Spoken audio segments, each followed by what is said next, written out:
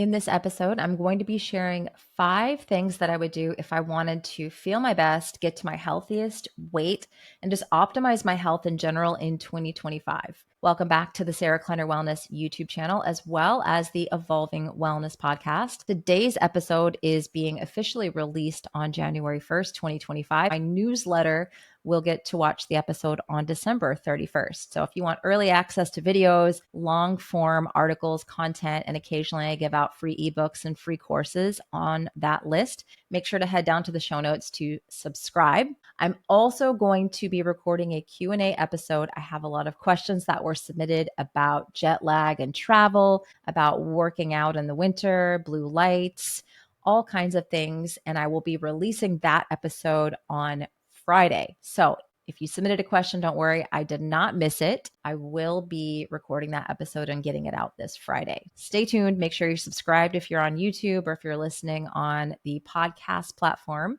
And let's go ahead and get right into it. What are the 5 things that I would do if I wanted to optimize my health in 2025? Well, when you look at the research, when you look at the data, 80% of New Year's resolutions fail by February. So what I want to do in this video is set you up to succeed. I think the reason why a lot of things fail is that people go into the new year, and I am saying this purely from personal experience for myself and also being a coach and working with people for the last 13, 14 years and just watching behavior, watching things. And a lot of people set themselves up to fail. They set these goals of going to the gym every day at 5 a.m., which is a very lofty, respectable goal. It's hard. It takes a lot of discipline, but in the dead of winter, maybe not the best idea to be doing that and dysregulating your cortisol, which will dysregulate your blood sugar for the day, which will eventually wear you down to the point where you're like, why do I feel so bad? Why am I messing up? What's going on? Then I see the people that do, because I used to do this as well, the green smoothie diets, the cleanses, the juice cleanses, again, during the dead of winter. Why is this inappropriate? Well, our digestive system slows down quite a bit in the winter time, and it can't really handle all these cold, raw foods. It's a lot harder for us to digest these things because of this availability of light. Now, if you're like, what are you talking about? I have a blog. And all of my blog posts, by the way, were originally newsletter articles. So if you want to get those first, go to the show notes, subscribe to the newsletter. But I wrote a blog about winter digestion. If you go to my website, sarahkleinerwellness.com/blog, and how digestion slows down in the winter. So I never understood why I would do these cleanses and maybe feel a little good for a few days and then really start to feel bad. Again, have blood sugar dysregulation, digestive issues, bloating. If it works for you, I'm not here to knock it, but I'm just saying these are some things I see people commonly do, and why they fail is because they're completely going against winter physiology, completely going against what we're supposed to naturally be doing this year, which is more resting, more warm cooked foods, maybe a little bit more fasting, more dinner skipping because the sun's going down so much earlier. But we're really going against a lot of these things in the winter, especially when we're going to a fad diet or an extreme exercise program. So, all right, I just talked about what doesn't work. So what is the number one thing that I have people change? You could probably guess it if you have been watching the show or the podcast for a while, but it's going to be your light. It's going to be changing your light. I do have an app that I worked really hard on in 2024. It's my baby. It's called My Circadian App, all one word. There'll be a link down in the show notes. There's a free version of this app. There's also an unlimited paid version. And the differences between those two are just that you get unlimited access to some of the features, but the free version is really going to give you all that you need to know to getting your light right in the winter. You really want to get outside in the morning. I know that can be difficult. It's really cold. My partner, Carrie Bennett, we have a podcast together called Quantum Conversations. And she started this work many years ago in the dead of winter. She lives in Michigan, which is basically Canada, in my opinion. It gets below zero. It snows. It's just not very hospitable weather if you're trying to create a circadian lifestyle, but she was ready to do it. When you're ready to do something and you set that intention, You just put that first foot forward, and just one day at a time, doors start to open for you. Things start to shift within your body. And so she was able to shift her physiology, change her life in the dead of winter. Okay. So it can be done. You may want to, like what she did, open a window, open a door, just stick your head out for 30 seconds at a time. You really just want to get this signal into your eyes, because your eyes are essentially the brain on the outside of the body, giving information to your brain, time of day, time of year, turning on key hormonal processes for the metabolism, for mood, that directly impact your appetite. So if you want to make dietary changes in the new year, which I'll talk about on this list. I think nutrition's number 2. I have a list here. Start with light. Sunrise is that first important window of time, followed by UVA light. That's where we have support for leptin, serotonin, dopamine, beta endorphin, alpha MSH, which directly impacts appetite regulation. So you've got mood regulation, you've got some pain relief, you've got a lot of really wonderful things being supported in that window of time of UVA. Just try to get that in your eyes. Get out there as often as you can. Short bursts of times. Always remember, something is better than nothing. And sunlight is what I call linear. So it adds up. It's cumulative. A little bit of exposure, 30 seconds here, a minute there, it adds up to be one net positive. So don't feel like if you can't go out there and stay out there for an hour at a time, it's not worth it. That's not true. You can reset your circadian rhythm. You can support these hormones and neurotransmitters by getting these little short bursts. And then you're going to get some cold therapy as well, which is also very beneficial. There's some interesting research showing that cold exposure and cold therapy is another way our body can make vitamin D in the winter when there is not substantial UVB. Some places there's no UVB at all. And so that's very interesting. So that My Circadian app, there's a link in the show notes, is what I would download that. It's all one word if you want to search for it. If you're just listening, driving in your car, My Circadian app, all one word. And again, just find out what time sunrise is and UVA. Try to go outside during those times. And then at sunset, you're going to want to get a pair of blue blockers, block blue light, keep it nice and dim. But because this is also going to have appetite regulation features as well. So I know I sound like a broken record here on this channel, but if you really wanted to make sustainable changes, starting with your light is very, very important. It's very key. It's what I talk about in all my paid programs. And then of course here for free. All right, so let's get to number 2. Number 2 is going to be nutrition and meal timing. And what I also have written here is eliminate the junk. So I think a lot of people are like, I want to do XYZ diet. Been there, done that.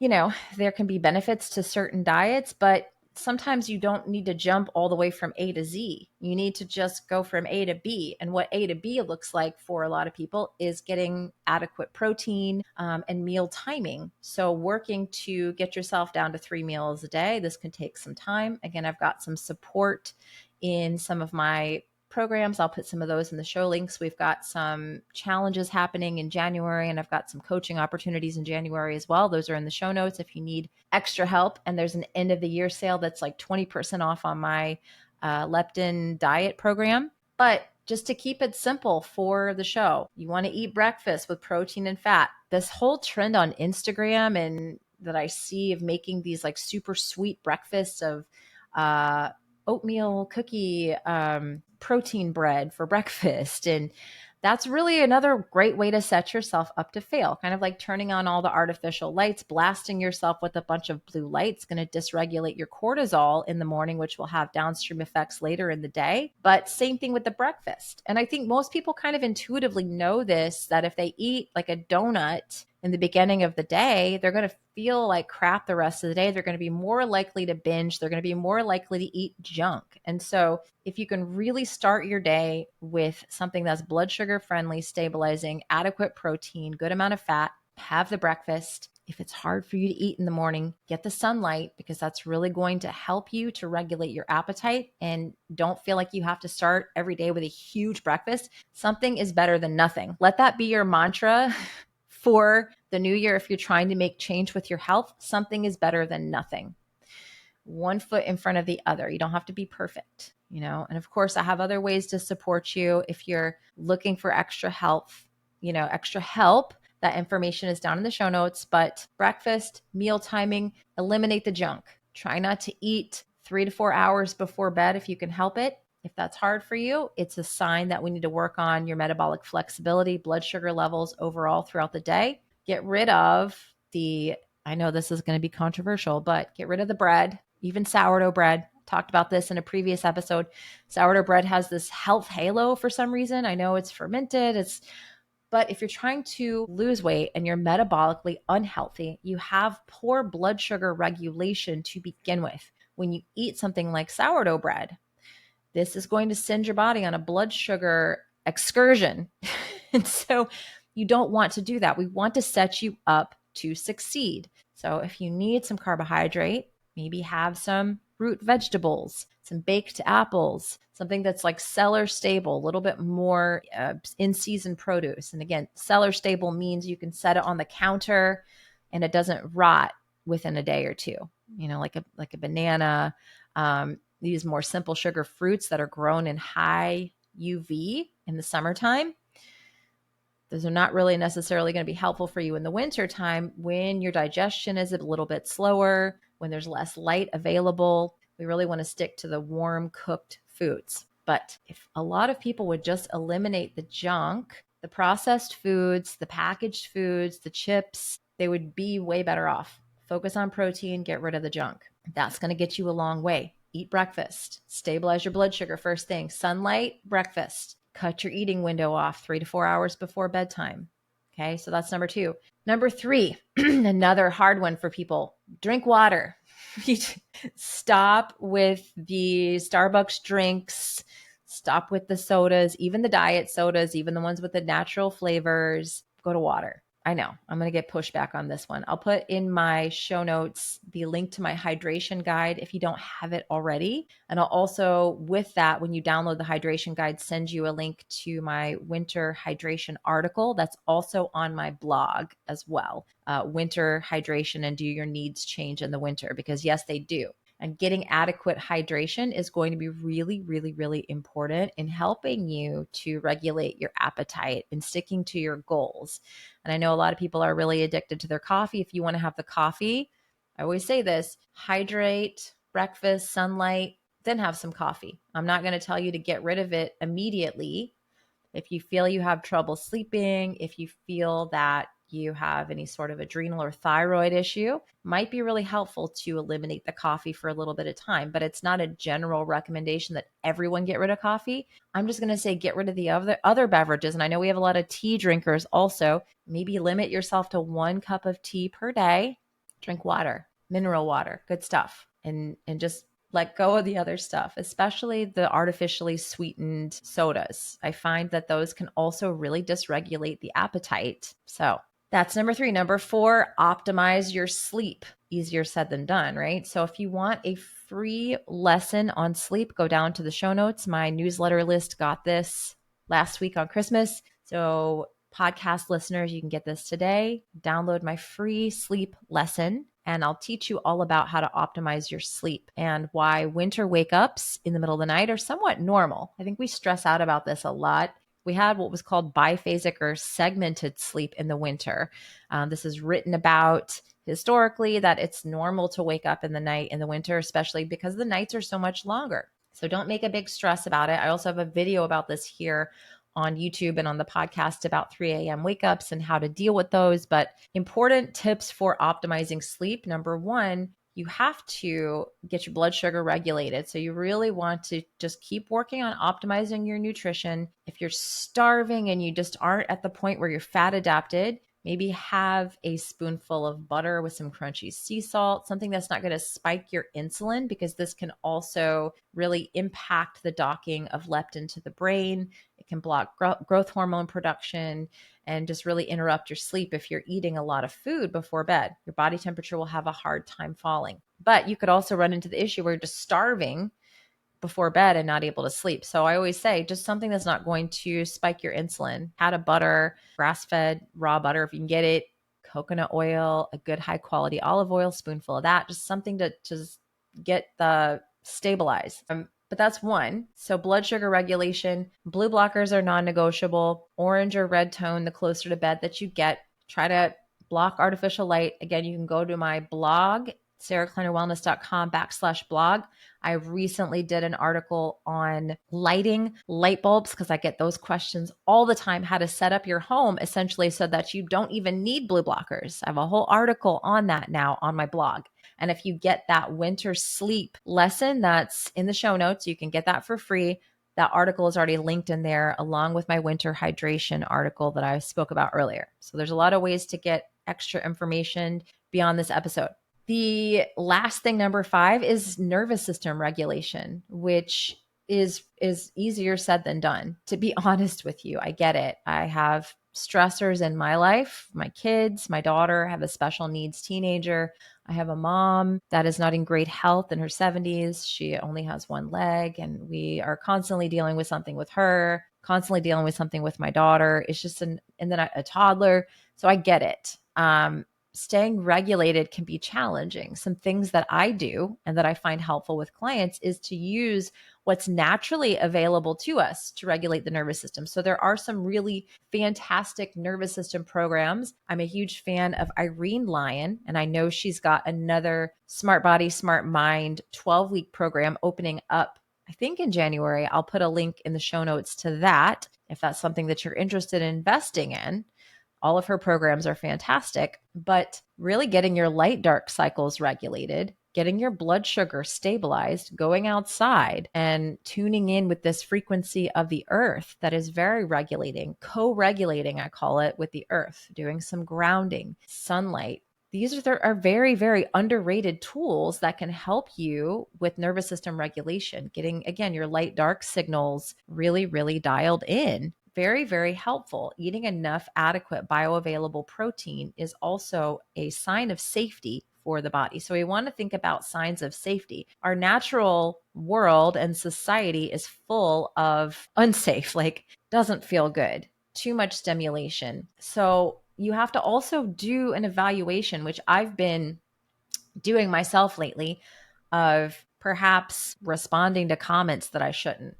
People, God bless, I've had to block about 5 people today already, and it's only 1:00. That's what I do now. And I'm probably going to get to the place in 2025 where I don't even look at my comments. That's a goal. That's a resolution of mine that I just can't, because there's always inevitably something mean. And I find that to be very dysregulating for my nervous system, even though most of them are really, really, really kind.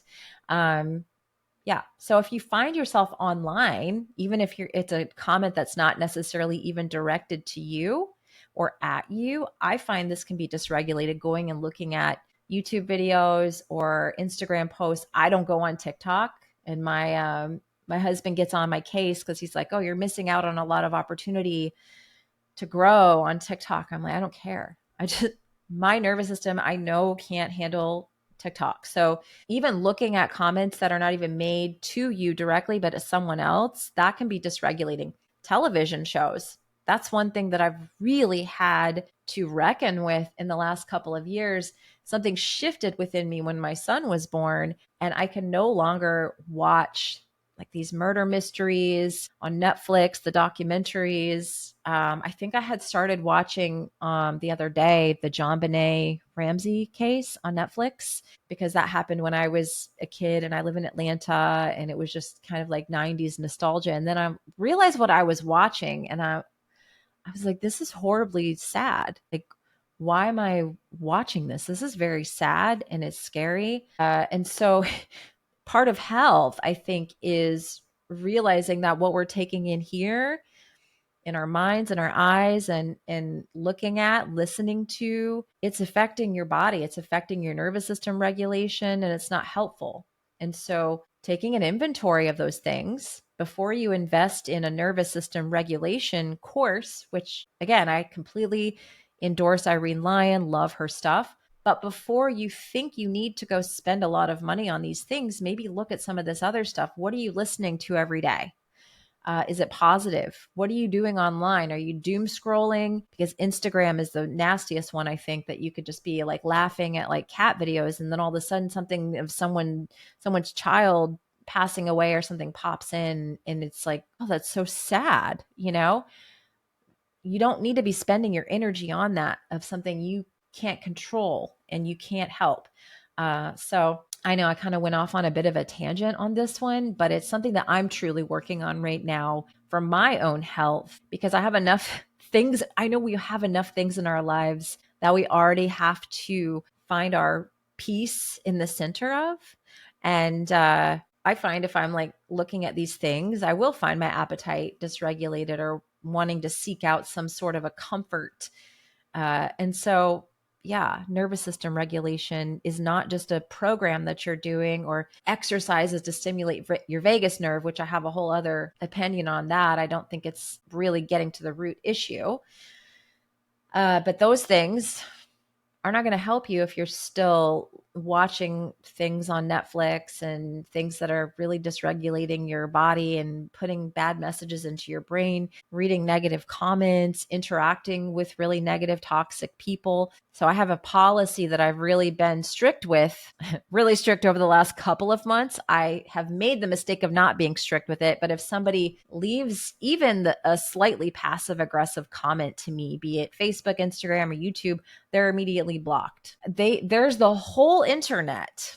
This is how I see it. There's the whole entire internet. They can go elsewhere and do that. So they don't need to do that to me.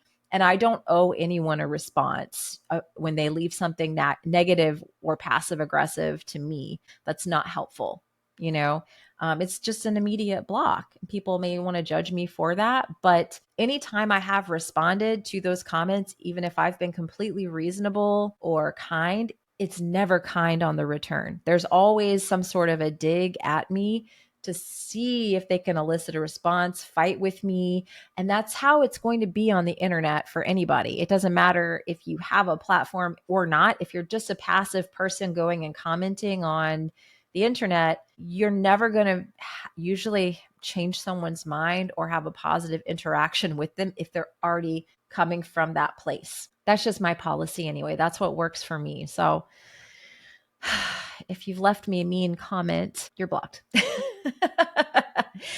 Because I want to be able to continue to show up here for all of the amazing, kind people that are here. So we can't ignore this piece of our health if we truly, truly want to thrive and feel our best in the new year. So that's it today. These are the 5 things. And again, I have a Q&A episode that will be released on Friday. If you submitted a question on jet lag, on gym lighting, or a few other questions, I think there were about 10 or 12 questions that were submitted. So that episode will be out on Friday. So make sure you're subscribed and make sure that you head down to the show notes to get all those links I talked about, that free lesson on sleep, my water hydration guide, all those are down there in the show notes for you.